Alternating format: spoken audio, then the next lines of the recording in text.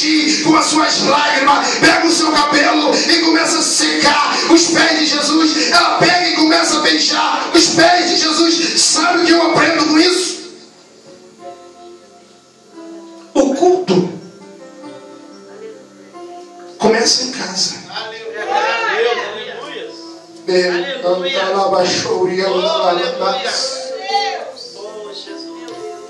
Tem pessoa que pensa que o culto é 7 horas da noite.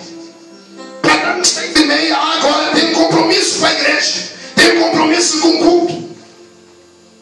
No momento que você levanta pela manhã e diz assim: olha, Jesus, quero eu já preparar o meu culto de logo mais, porque quando chegar logo lá na igreja, quero eu derramar o meu culto na tua presença. Louvado seja o nome do Senhor. Você está em casa trabalhando e você está dizendo: Jesus, estou preparando já o culto de logo. Olha, Jesus, o meu culto eu estou preparando. Aí quando dá 6h30, 6:50, você fala assim: olha, eu vou para a igreja agora. Olha, eu vou pegar o meu culto e vou apresentar até Jesus. Aí sabe o que acontece? Você chega aqui na igreja com seu culto preparado de casa. Aí quando você chega aqui, aleluia, preparou tudo em casa, aleluia, e você derrama na presença do Senhor aquilo que você preparou em casa. Mas quando você olha, aleluia, louvado seja o nome do Senhor, aquilo que você preparou em casa não foi o suficiente para você adorar a Deus. Aí sabe o que você faz? As lágrimas começam a descer, a glória começa a sair dos seus lábios,